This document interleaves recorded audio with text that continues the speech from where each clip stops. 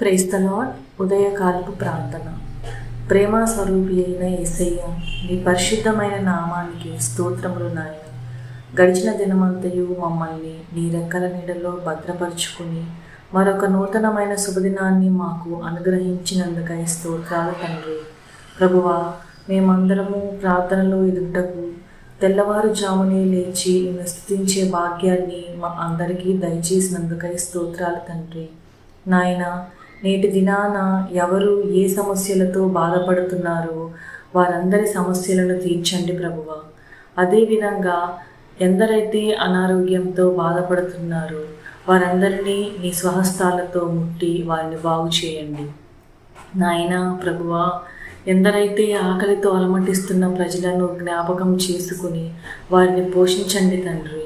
నాయన, ఈ దినాన ఎందరైతే చేతి పనులు చేసుకుంటున్నారో వారందరినీ దీవించండి, ఆశీర్వదించండి నాయన.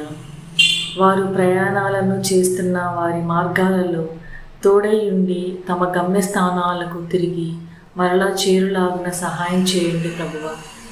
అదేవిధంగా మా ప్రాంతంలో పరిచర్య చేస్తున్న దైవజనులకు మంచి ఆరోగ్యాన్ని, ఆయుష్ను, నీ రాకడను గురించిన మర్మాలను ప్రజలకు తెలియజేసి పరలోక సంబంధమైన జ్ఞానాన్ని అనుగ్రహించండి ప్రభువ.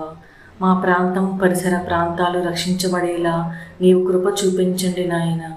ప్రభువా, గృహాలు లేని వారిని జ్ఞాపకం చేసుకుని గృహాలు నిర్మించుకొనుటకు మీరు కృప చూపించండి తండ్రి. సహాయం చేయండి నాయన.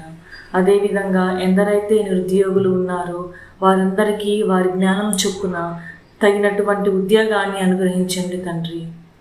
ప్రభువా, నేటి దినాన మా మాట యందు, ప్రవర్తన యందు, చూపు యందు, తలంపు యందు పాపము చేయకున్నట్లు మీ పరిశుద్ధాత్మతో మమ్మల్ని నింపండి తండ్రి. ప్రభువా, ప్రతిదినం మేమందరం శుద్ధ హృదయంతో ఆరాధిస్తూ ముందుకు సాగిపోయేటట్లు సహాయం చేయండి నాయన. మా నోటి వెంట మీ దయగల మాటలు తప్ప ఏ దూషణకరమైన, హానికరమైన మాటలు రాకుండా మా నోటిని కావలించండి తండ్రి. అయ్యా, ముఖ్యంగా రాజుల కొరకు, అధికారుల కొరకు, ప్రధానుల కొరకు మేము ప్రార్థన చేస్తున్నాం తండ్రి. వారికి మంచి ఆరోగ్యాన్ని, ఆయుష్ను అనుగ్రహించండి. మా దేశాన్ని కాపాడుకునే జ్ఞానాన్ని మాకు ప్రసాదించండి తండ్రి.